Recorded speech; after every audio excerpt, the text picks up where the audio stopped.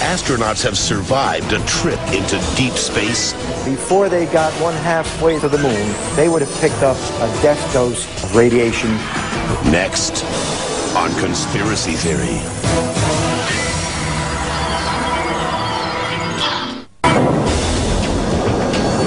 If what conspiracy theorists say is true, how could NASA perpetrate such a widespread hoax without someone from the inside blowing the whistle?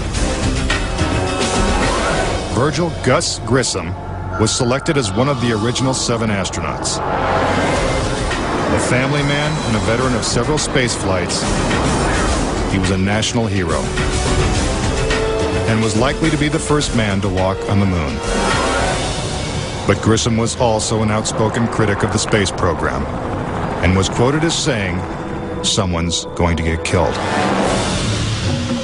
Unfortunately, Grissom's worst fears were soon realized. On January 27, 1967, 2 years before the first moon landing, Grissom and his crew boarded the Apollo 1 capsule for a full-scale simulation.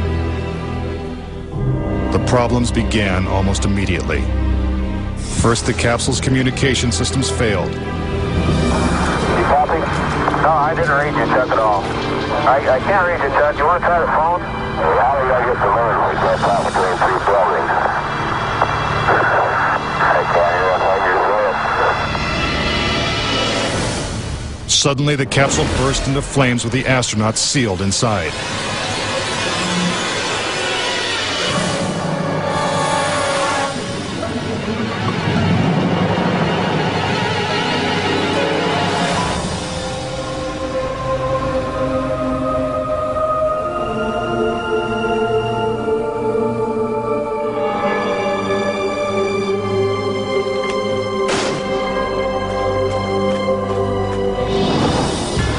Tragically, Gus Grissom, Ed White, and Roger Chaffee lost their lives before ever leaving the launch pad.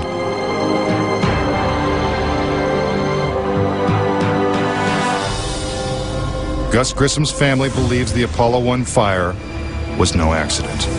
I think it was intentionally sabotaged by someone. It's been a question in my mind, what was found in the accident investigation and how was that handled? Was the CIA involved or whoever? But it was done intentionally. Grissom's family doesn't know who was responsible for his death or why it happened.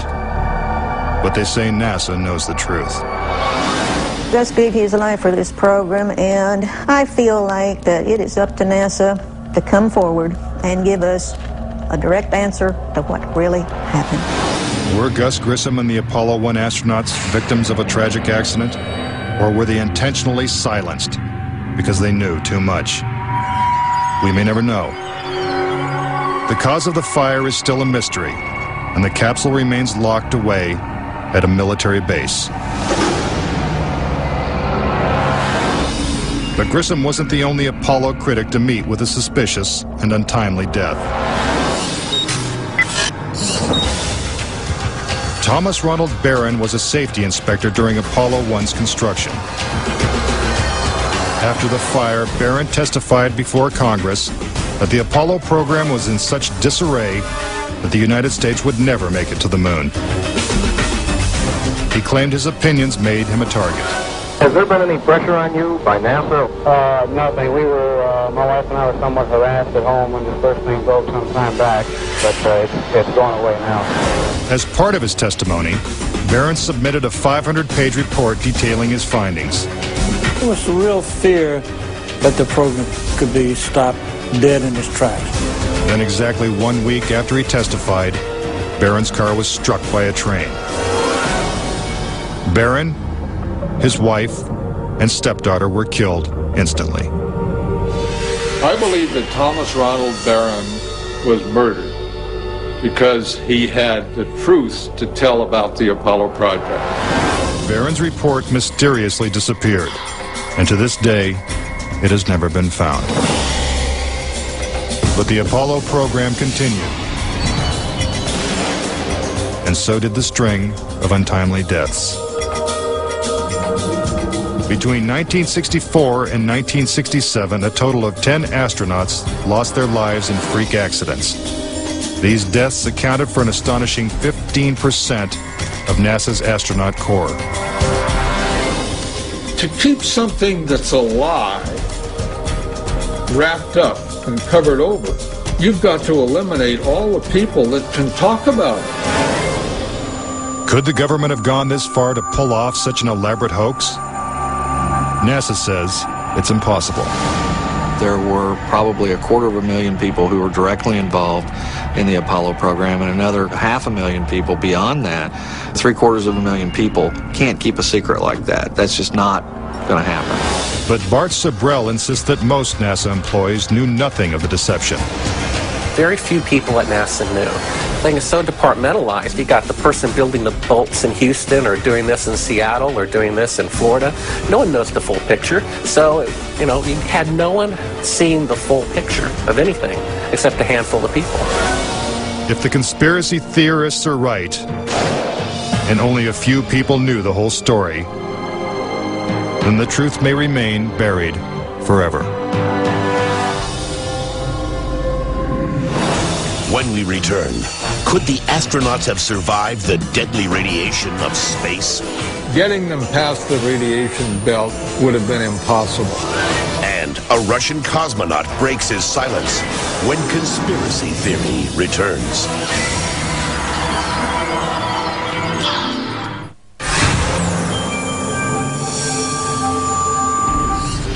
Suspicious deaths, evidence of doctored photos, and flags waving in the airless vacuum of space are not the only reasons to doubt that we ever went to the moon. Some say the astronauts could never even have survived the trip. The reason why they couldn't go to the moon is because of a phenomenon that few people know about called the Van Allen radiation belts. 500 miles above the Earth, these bands of intense radiation surround our planet and are thousands of miles thick. Any human being traveling through the Van Allen belt would have been rendered either extremely ill or actually killed by the radiation within a short time thereafter. Other than the Apollo missions, no other manned space flight has attempted to pass through this deadly radiation. Every manned mission in history, Gemini, Mercury, Skylab, the space shuttle, has been below the radiation belt, all except going to the moon. To protect the astronauts, the capsule would have needed 6 feet of lead shielding, according to physicist Ralph Rene. Obviously, the only shielding they had was the literally paper-thin outer hull of aluminum, and their suits consisting of glass fiber, some aluminum fibers, and silicon rubber. It's very interesting concerning radiation that the astronauts were protected by a thin film of aluminum when here on Earth they put a lead shield on us when they take a dental x-ray. Some theorize that if the Van Allen belts didn't kill the astronauts, even deadlier doses of radiation deeper in space would have. Violent explosions in the sun called magnetic storms flood space with intense radioactivity. A magnetic storm will come along, and that can increase the intensity of the radiation belts by maybe 1,000 times above what it was before. According to Rene, the Apollo 16 mission coincided with one of the sun's most intense storms ever recorded. Around the rotating sun came this immense flare, the biggest one of the 20th century. It went on for 3 or 4 days. All the while it's slowly rotating around. Although the effects of radiation are horrific, ranging from hair loss to cancer to death, the solar flares had no adverse effect on the Apollo 16 crew.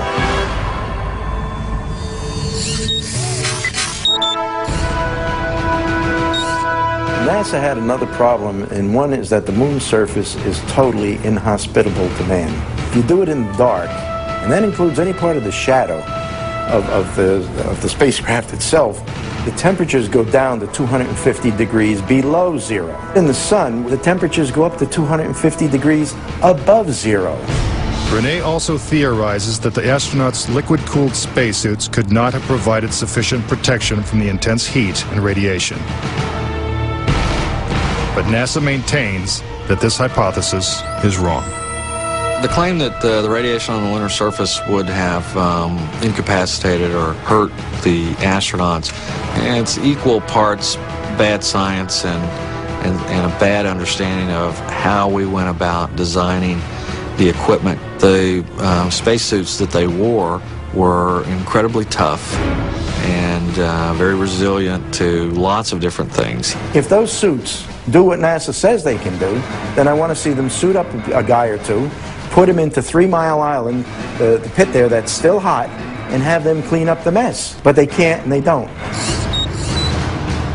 The fact remains that no Apollo astronaut has ever suffered a serious illness from a trip to the moon. Could this be because they never left the safety of Earth's atmosphere in the first place?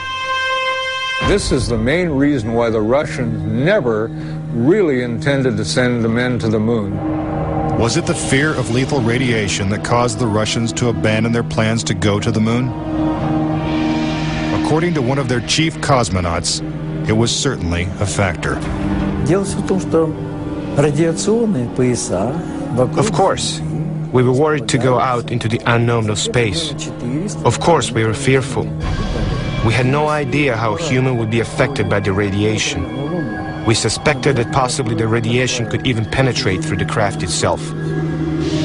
Are the deadly perils of space proof that NASA faked the Apollo missions? To this day, the Russians have never sent a man to the moon. And we have no plans to return. A final word when conspiracy theory continues.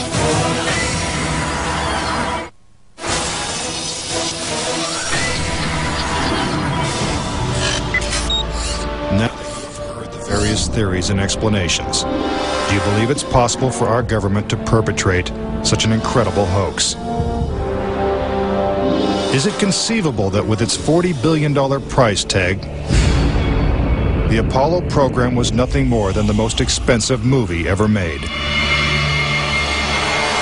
It is my personal belief, and I totally believe this after all the years of research I've done on this, that NASA never landed a man on the moon. I would say that anybody who believes that we did not go to the moon is an absolute nut.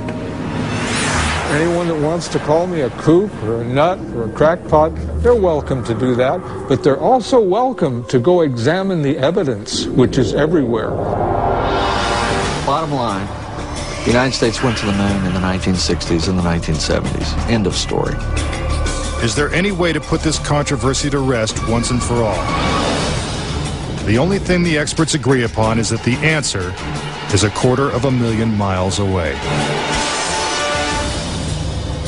If NASA truly landed on the moon, remnants of the 6 successful Apollo missions would have been left behind.